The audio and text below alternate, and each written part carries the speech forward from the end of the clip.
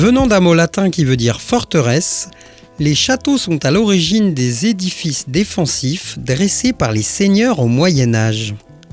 Souvent discrets, les châteaux et manoirs de Gâtine font pourtant bien partie du paysage. Avec les logis et demeures classés ou inscrits au titre des monuments historiques, on en compte 32 sur le territoire. Élément incontournable du paysage local, il y a ceux qui sont ouverts au public, ceux qui sont privés avec des visites pendant les journées du patrimoine et ceux qui font dans l'hôtellerie. Dans ce 5e épisode d'Objectif Gâtine, on vous emmène à la rencontre de 3 châteaux, chacun localisé sur l'une des 3 communautés de communes du pays de Gâtine. Premier arrêt, dans le plus ancien d'entre eux, le château de Tensu à Amayou. Pour nous accueillir, Philippa Freeland, propriétaire du château depuis 35 ans. Une rencontre qui a eu lieu avant le chantier d'aspiration des lentilles d'eau dans les douves qui était apparu suite au dernier tremblement de terre.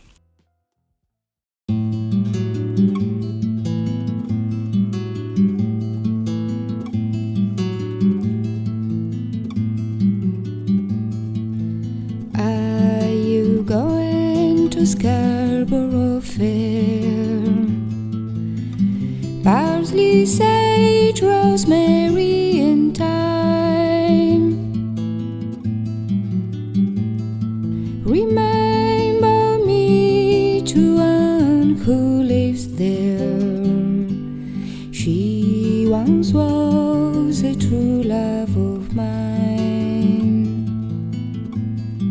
Il date du 14e. Après, il y a des tours qui furent construits un peu plus tard, 15e. Et puis un logis 16e. Et donc, il a toujours été habité quelque part, même si, après la Révolution, il n'y avait plus de propriétaire. Il fut un bien de l'État, mais avec toujours quelqu'un dedans. Et il a servi un petit peu pendant les guerres de 100 ans. Il est construit en granit et c'est pour cela qu'il est en si bon état actuellement. Extérieurement. À l'intérieur, il était déjà en très triste état quand nous l'avons acquis parce qu'il fut plus ou moins abandonné en tant que château et devenu ferme au début du XXe siècle. Donc tout est à refaire quand nous l'avons acquis en 1989. Between the salt walls around the sea strand, then shall be a true love of mine.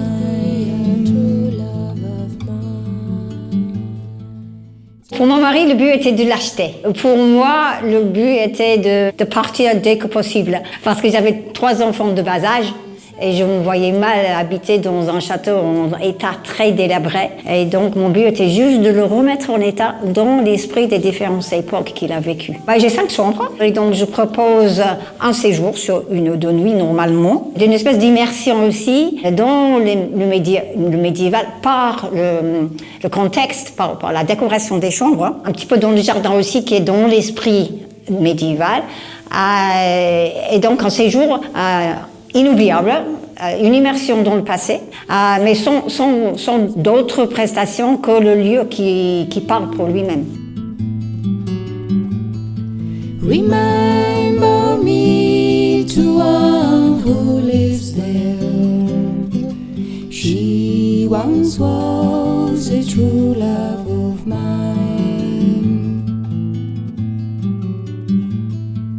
She once was a true love of mine.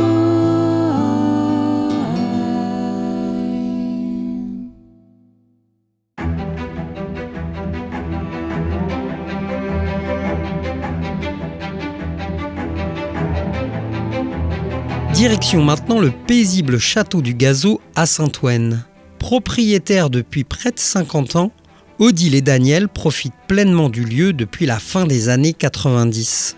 Installé sous un arbre, Daniel nous raconte la formidable histoire de cet édifice qui ne compte plus le château en tant que tel, mais où les annexes ont été entretenues et rénovées avec passion. La première propriétaire donc du château du Gazeau est une certaine Jeanne de Gazeau. Elle a épousé Pierre Aimeret en 1450 et ils ont fait construire le château du Gazeau, je dirais, dans la foulée. Pierre Aimeret était un homme fortuné, c'était un conseiller au Parlement de Bretagne. Si le château abritait les nobles familles, le reste de la propriété qui est toujours existante aujourd'hui abritait des gens beaucoup plus simples, habitaient les fermiers, les exploitants agricoles. Donc sur ma gauche, le bâtiment de liaison qu'on appelle le dortoir des pèlerins et qui communiquait avec le château et qui permettait donc aux châtelains ou aux prêtres qui officiaient, si je peux dire, de passer d'une maison dans l'autre, ou d'une propriété dans l'autre, et de rejoindre la chapelle qui est au fond. Donc Jeanne de Gazeau avec Pierre Hébret sont restés ici, ou leurs descendants sont restés ici pendant 3 siècles, jusque grosso modo en 1750. En 1750, la propriété a été vendue jusqu'en 1798, où elle a été recédée,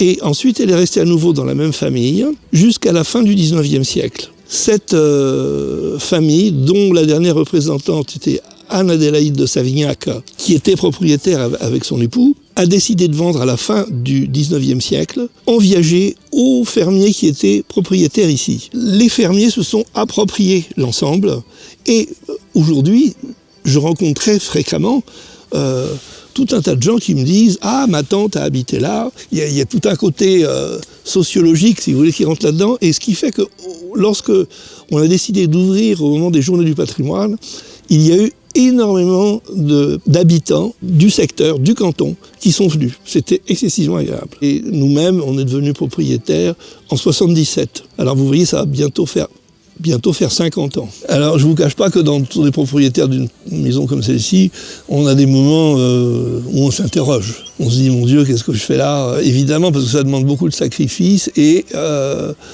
mais ça donne aussi des satisfactions. Parce que, je disais toujours, on est des passeurs. Mais bon, au début, quand on a 30 ans et qu'on achète une propriété comme celle-là, on ne se sent pas tellement passeur. Non, on se sent propriétaire et on a envie d'y faire quelque chose, d'y faire sa vie d'abord.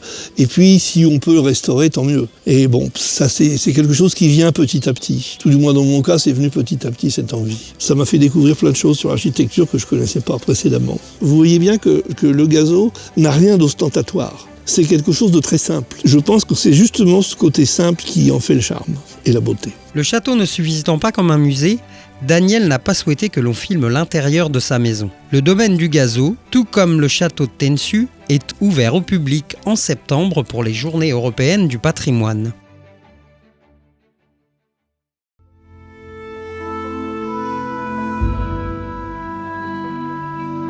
Notre balade se termine au nord du territoire, aux portes du très célèbre château de Saint-Loup-sur-Thouet. Ce dernier est le seul de notre sélection qui est ouvert au public avec des visites et visites guidées de mai à septembre. Propriétaire, hôte et conservateur amoureux du lieu depuis le début des années 90, Charles-Henri de Bartillat nous accueille dans la très belle orangerie du château. Occupé par un séminaire toute la semaine, il ne nous a pas été possible de visiter l'intérieur du bâtiment. Cela dit, avec un aussi grand domaine, on avait tout de même de quoi vous faire rêver. J'habite le château de Saint-Loup depuis 34 ans maintenant. C'est ma maison et c'est aussi la passion de ma vie, on peut dire. Un lieu d'exception, très ancien, au moins 1000 ans d'histoire et avec beaucoup de composantes esthétiques de très grande qualité. Le château construit par la famille Gouffier que l'on aperçoit en arrivant à la grille est magnifique. Et on aurait tendance à retenir ce château comme étant le seul élément historique, ce qui est tout à fait faux, car il a 400 ans, mais le château de Saint-Loup a plus de 1000 ans. Et c'était autrefois un château fort, avec un village fortifié. Le village qui est à l'extérieur actuellement a été construit à la Renaissance, et avant, il se trouvait dans l'enceinte du château fort, avant que le château de la famille Gouffier ne soit construit. Il faut bien comprendre que la perspective est très différente entre les deux châteaux. Le premier, c'est des gens qui s'associent pour essayer de défendre leurs biens, leur famille, leur vie, et ils décident de construire un village fortifié derrière des remparts.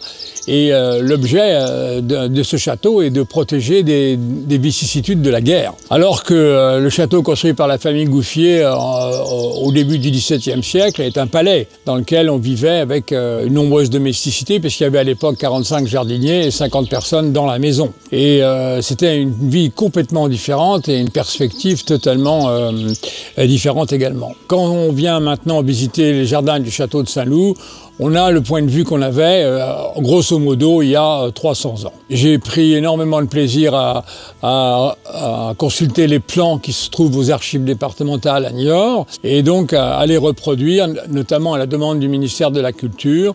Et c'est pourquoi le jardin du château de Saint-Loup est le seul jardin classé monument historique du département en main privée. Donc ce qu'on voit ici, c'est le jardin reconstitué avec les caisses d'orangers. Et si vous étiez venu il y a 300 ans, c'est ce que vous auriez vu. Les châteaux, il n'y a pas une seule manière de les exploiter, il y en a beaucoup. Et donc pour le premier métier pour les châteaux, c'est quand même la visite. Donc nous avons ouvert à la visite dès que j'ai acheté le château il y a 34 ans. Parmi ces visiteurs, certains disaient mais on aimerait bien passer la nuit, est-ce que ce serait possible? Donc nous avons dit oui, avec plaisir, et on leur a préparé une chambre et ils ont passé la nuit là, on leur a servi un petit déjeuner, ils étaient très contents. Donc nous avons développé une activité d'hôtellerie qui fonctionne encore très bien, et tous les jours, toute l'année, nous avons des clients qui viennent habiter le château. L'été, dès qu'on est en belle saison, on peut habiter soit dans le château du XVIIe siècle, soit dans le donjon.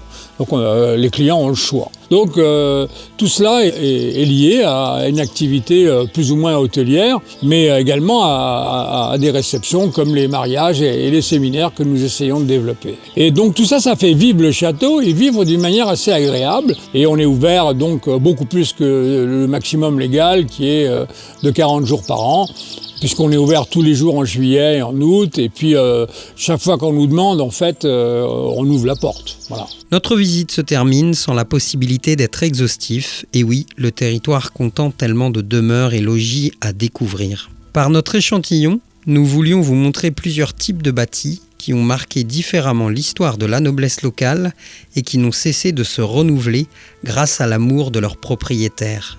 Du château qui n'est plus à la forteresse médiévale en passant par le résidentiel luxueux de l'époque Renaissance. L'an prochain, pour continuer sur les châteaux, on vous réserve une visite de Coulonges-sur-l'Autise. Avant ça, on se retrouve très vite pour le 6e épisode de la série, consacré cette fois à l'art de la restauration.